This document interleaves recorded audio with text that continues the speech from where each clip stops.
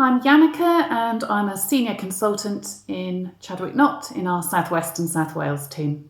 I'm going to be talking to you about tips and pointers for your training contract.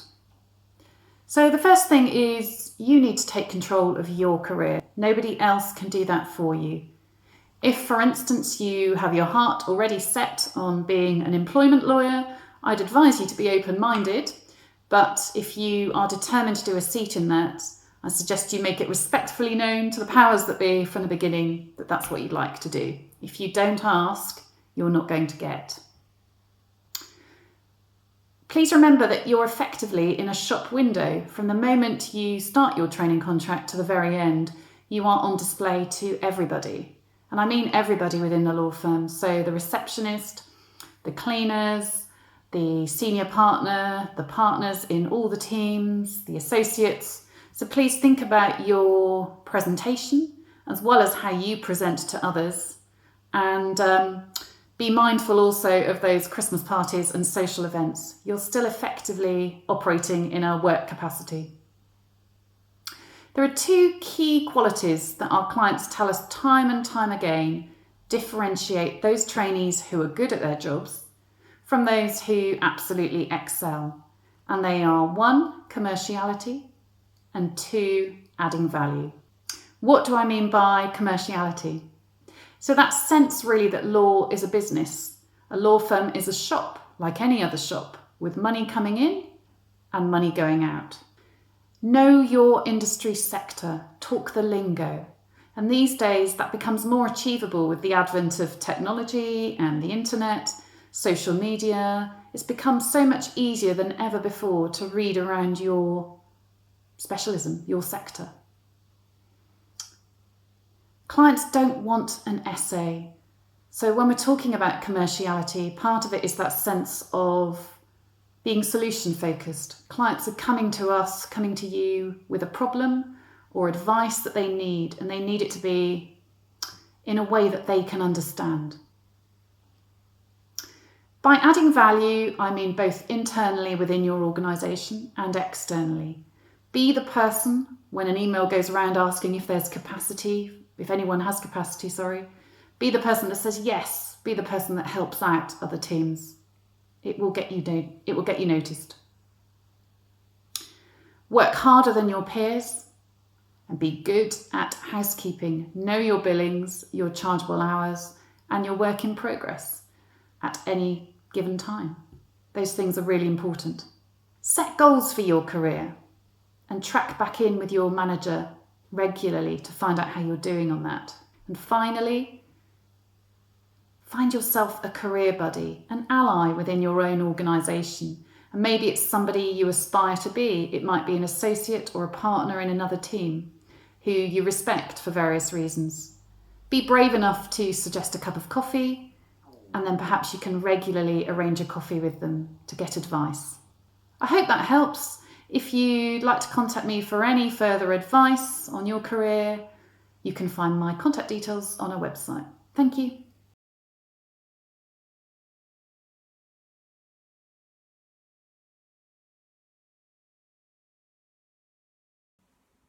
Hi, my name's Catherine Holmes. I have a background as a solicitor in private practice in London and Bristol, but I joined Chadwick Nott to work as a legal recruiter about 15 years ago.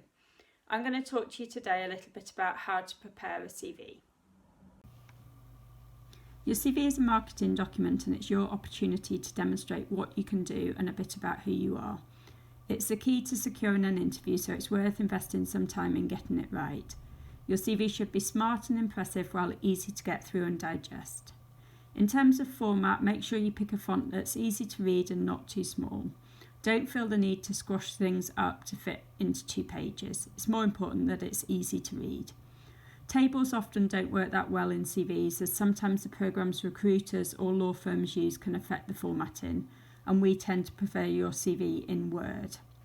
Don't include a photograph. I don't think it adds anything to your CV, and you'd like to think that you're being judged on your experience and not on your appearance. Don't attempt to be funny or try and make your CV stand out by doing anything unusual. So in terms of things to include, obviously include your academics and a breakdown of your grades or any academic prizes. Include information on your training contract, experience and any paralegal experience if you have this, or if you're already qualified, any post-qualification experience. Use headings and bullet points to make it easier to read, and include as much detail as you can on the area that you want to do. Highlight any examples of cases or transactions of particularly high value or complexity, or where you've had lots of responsibility or you've developed a new skill. If you have experience of running your own caseload or regularly meet clients, include this on your CV too. There are certain characteristics that are desirable in newly qualified solicitors, so things like enthusiasm, motivation, ambition, good communication and organisational skills. So use your CV to show that you have these characteristics if you can. It's also worth trying to include examples of things on your CV that show you are commercial and that you understand your firm as a business. Or try and show examples of where you've gone the extra mile. Include any non-fee earning experience, say marketing, business development, or if you've had the chance to supervise more junior staff.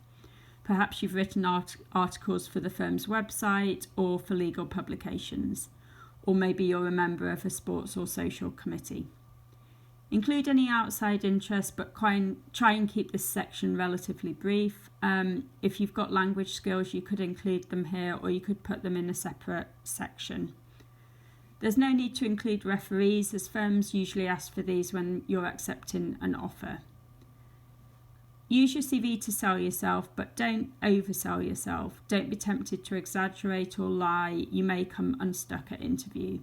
And you have to be prepared to talk about anything that you've included on your CV if you are invited to interview. Finally, I'm quite happy for people to contact me directly if you need any help or advice on preparing a CV. Thank you.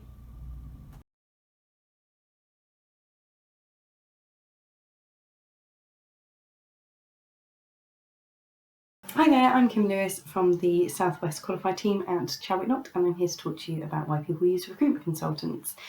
So the first thing I would say is people want to speak to us in particular for our market knowledge, so we can tell you sort of what's hot and what's not at the moment. We are constantly speaking to clients and candidates, so we can tell you everything that's going on, all the gossip, which firms are recruiting, what's difficult to recruit at the moment, that type of thing.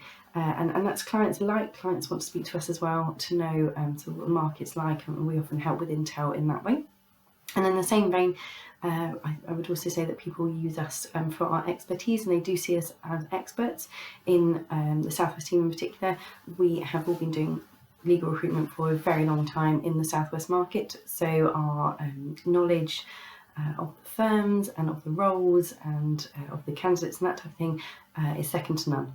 And people see us as experts, and they want to hand over their recruitment to us so they don't have to think about it anymore. I wouldn't want to do my own corporate transaction, and in the same vein, a corporate solicitor doesn't want to do their own recruitment. So that's usually why people use us. We also can help with vacancy information. We're often given vacancies before other people, before other agencies, or before they go out on the market. So we can tell you about vacancies before they come along in the general public.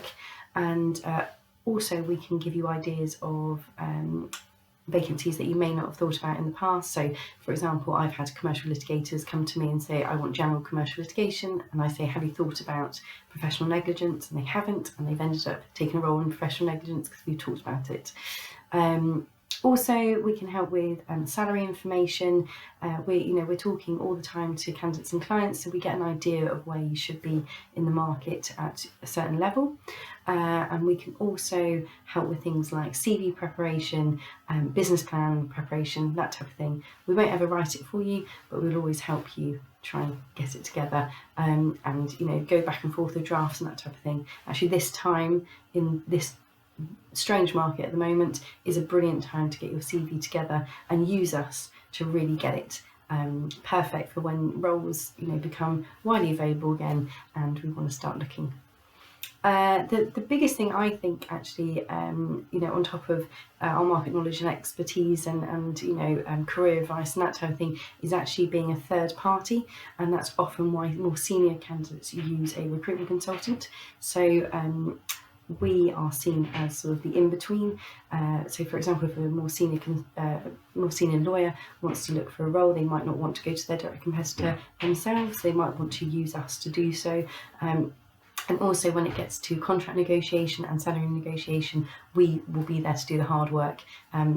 It's not often nice to be negotiating with your future boss for a few more grand here and there. We can do all the dirty work, that's absolutely fine. So that's usually why we're used. But overall, we are here to help you. We're not looking to necessarily place you, but we want to have a relationship with you, and then we can always help you through your career. We have relationships with people for 10 plus years throughout their career, and we're just always here as a friendly ear on the phone.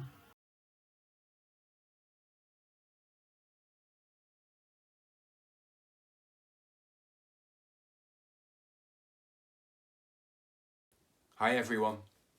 Unprecedented times at the moment, and I'm sure that's not the first time you've heard that phrase used in the last few days or over the course of the last couple of weeks really. For this one, I'm just going to have a really quick chat through about the NQ market for this year, especially with September qualifiers in mind. At this time in the year, ordinarily, when things were working normally, over the course of sometimes even as early as say February, certainly March, April, it's a large part of what we would be doing. So we would have September qualifiers, interviewing at different firms for different September roles. We'd have those vacancies coming through pretty regularly at the moment, and a lot of activity around that. Now obviously all of that is on pause at the moment.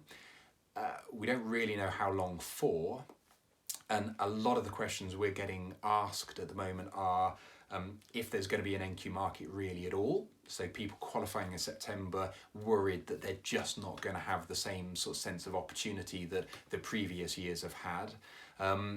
If there is going to be a market, the timing around that, and I suppose just what people can be doing at the moment to make themselves as ready as possible. So there is going to be an NQ market, that's still firmly the prediction and what we would expect. It's just going to be delayed this year. The when is the big question, and we don't really know. We can only offer you an educated sort of sense of things at the moment. If the social distancing or the lockdown measures that we're in at the moment carry on for perhaps another couple of months, that gets us into early June. So we're then looking at a really tight time frame really. Now what we would expect is June, July, probably over that couple of months, maybe into August, as scary as that sounds, we're going to have a 2-month sort of window of opportunity where firms will be looking to get their vacancies out into the market, and obviously on the candidate side there'll be lots of people keen to go for those vacancies and have the chance to interview, perhaps benchmarking what else is in the market against what the option might be at their current firm. But it's going to be late this year, and it's going to be frenetic. It will be really busy. Scary, as I say, we could easily find that people who are qualifying in September maybe still interviewing or looking at things and trying to sort out what their best option is going to be in August, only a few weeks away from being an NQ, but not necessarily knowing where they're going to be. So advice we'd give at the moment, first of all, don't panic. September's a long way off at the moment. Next week seems a long way off at the moment with how quickly things are changing day by day. So don't panic. There is still a long way to go yet until September. Use the time wisely. Make sure your CV's ready. Make sure you're happy in terms of your own thinking around the practice area you want to qualify into, locations and where you can consider. So get all of the thinking done, I suppose, to be ready for when the market does kick into gear. And approach us now. There's no time like the present, and it would give us the chance to really get to know you, get a good understanding of what you're looking for, so that we, working with you, are ready maybe by June, there or thereabouts, for what will hopefully be lots of really exciting NQ opportunities that will come through to us, probably in a rush. And there will be a lot of competition, as I say, but don't panic. There will be an NQ season, hopefully it'll be really busy, and we're here to help. So do get in touch and stay safe, and hopefully we can help as many people as possible this summer, as we do every year.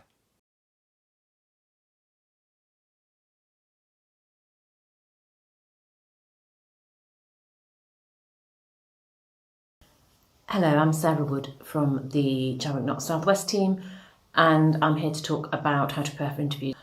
So what we're finding at the moment is that firms obviously have put a lot of their recruitment on hold, but they are still, we have got quite a few firms also looking to recruit. For instance, we've got one firm in Bristol who is looking to recruit up to 10, 20 professional indemnity lawyers. So it's not all doom and gloom.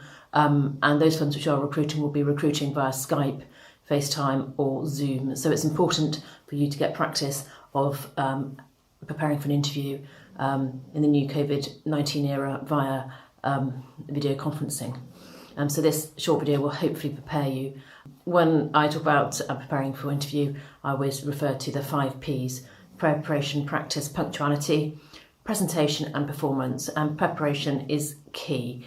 Always do your research into the role, the firm, the team, look at the firm's website, the job spec obviously, Legal 500, Chambers, Roll on Friday, LinkedIn.